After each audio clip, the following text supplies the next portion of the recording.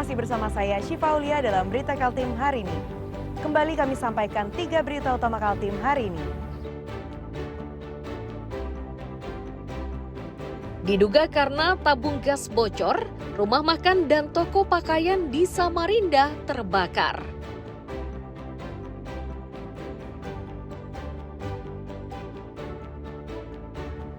Harga beras di Kaltim hingga kini masih di atas harga eceran tertinggi atau HET.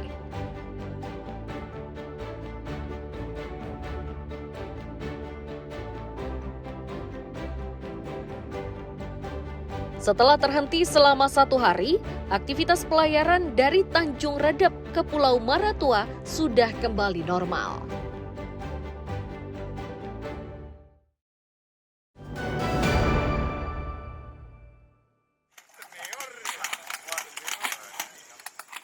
Penanaman jagung di lahan milik pondok pesantren ini dilakukan oleh Polres Berau bersama pengurus pondok pesantren, Bulog, dan pemerintah kabupaten. Sementara lokasi penanamannya di Jalan Kalimarau, Teluk Bayur, Rabu siang. Kapolres Berau menyebut kegiatan ini merupakan bagian dari program ketahanan pangan yang digagas oleh Kapolri. Hanya saja untuk kegiatan kali ini, sasarannya yakni Pondok Pesantren An-Nadiah. Tujuannya agar lahan pekarangan tersebut itu bisa dimanfaatkan sebagai lahan pertanian dan diharapkan menghasilkan panen melimpah.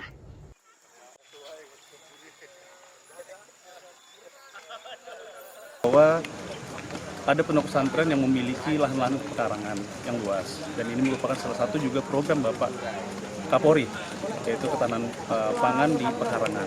Nah, ini kita juga manfaatkan lahan-lahan pekarangan ini sehingga pesantren dapat melakukan penanaman terhadap jagung, yang mana sekarang juga jagung kita terus berkoordinasi juga dari instansi terkait yaitu Bulog, dan ini juga akan diambil oleh Bulog, yang mana ini juga akan dari segi ekonomi juga akan meningkatkan dari sektor ekonomi untuk pesantren.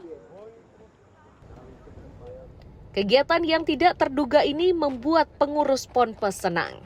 Kebahagiaan mereka semakin bertambah setelah mendapat kabar jika Bulog bersedia membeli hasil panennya. Kami mau bertani, mau tanam jagung kan mikir, nanti cara jualnya bagaimana. Tapi dengan program yang baru ini, alhamdulillah ketika Bulog sudah siap mengambil hasil dari tanah kita, ini menjadi hal yang luar biasa. Makanya kami atas nama pengasuh pondok pesantren ini sangat bahagia dan sangat mensupport program-program presiden yang baru ada. Oke. Di tahap awal ini, lahan pesantren yang ditanami jagung luasnya mencapai 500 meter persegi. Meski kurang dari 1 hektar, namun diharapkan hasil panennya bisa melimpah. Amir Hamzah dan Miko Gusti melaporkan dari Kabupaten Berau.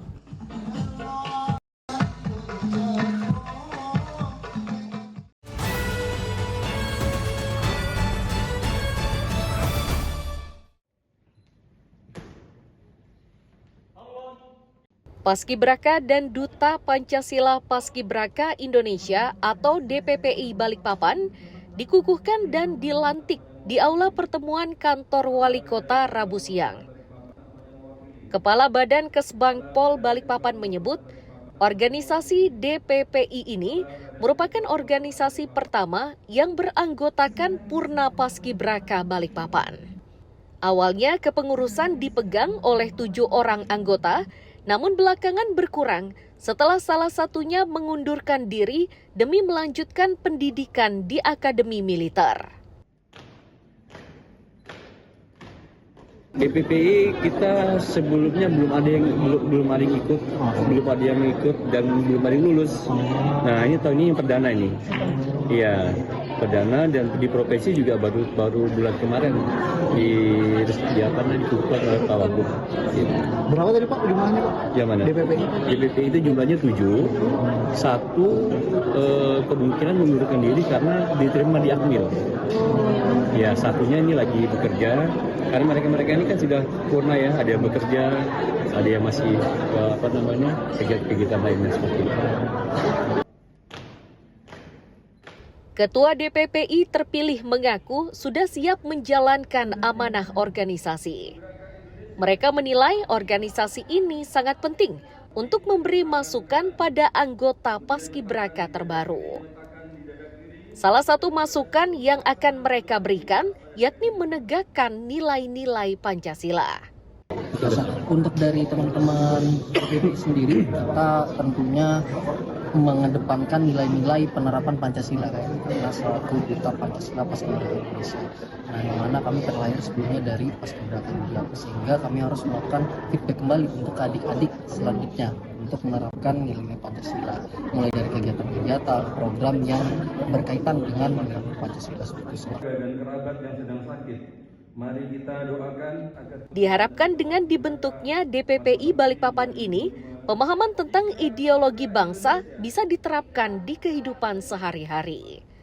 Amir Hamzah dan Riani Mantini melaporkan dari Balikpapan.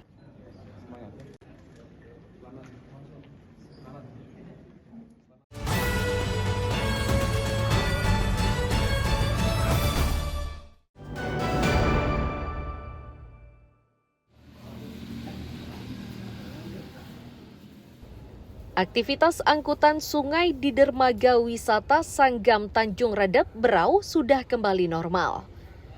Sebelumnya operasional di pelabuhan tersebut terhenti selama 1 hari. Ini menyebabkan para penumpang tujuan Pulau Maratua menjadi terlantar. Kepastian normalnya layanan penumpang diakui Kepala UPTD Dermaga Sanggam pada Rabu siang. Terhentinya layanan ini setelah semua motoris kapal cepat menghentikan aktivitasnya. Untuk membantu para warga yang hendak pulang atau bepergian, petugas terpaksa memanfaatkan jasa angkutan lainnya.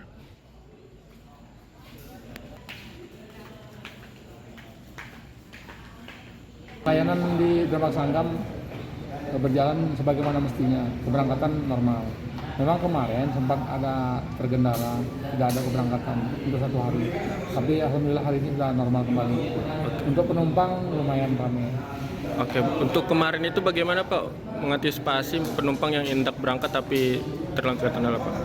Kemarin untuk penumpang yang tertunda kita alihkan ke speed luar. Speed resort ya. Oh, berarti kebanyakan wisatawan Pak ya? Kemarin campur juga, wisatawan luar maupun luar WNA maupun dalam negeri. Sementara itu, kalangan motoris mengaku sengaja menghentikan aktivitasnya sebagai sikap protes ke Polsek Maratua. Sikap tersebut dilakukan menyusul penertiban surat izin berlayar pada motoris kapal cepat. kenapa kami stop? Nah, itu bentuk protes kami terhadap Polsek Maratua yang melayangkan surat tersebut. Seperti itu. Berarti ini persoalan apa sih Bang? Pelayaran atau gimana? Pelayaran.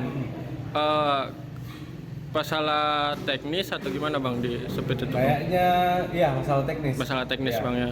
Apakah memang speednya tidak sesuai standar atau gimana Bang?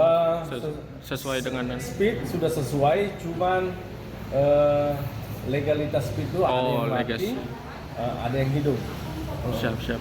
Nah, kemarin sempat terkendala bagaimana Bang dengan omset yang didapatkan para motoris? Oh, hancur, tidak ada. Kemudian para penumpang juga, para pengunjung marah. Untuk diketahui, dermaga Sanggam ini merupakan salah satu objek vital khusus penyeberangan. Oleh karenanya, jika aktivitasnya terhenti, maka memberi dampak luas mulai dari angkutan dan perekonomian warga.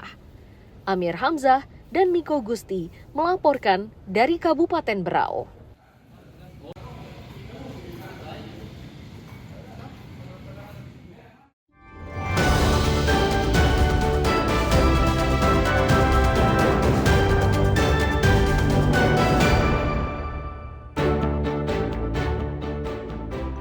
Pemirsa, berita tadi menjadi akhir perjumpaan kita hari ini. Saya Syifa Aulia, pamit undur diri. Selamat pagi dan sampai jumpa.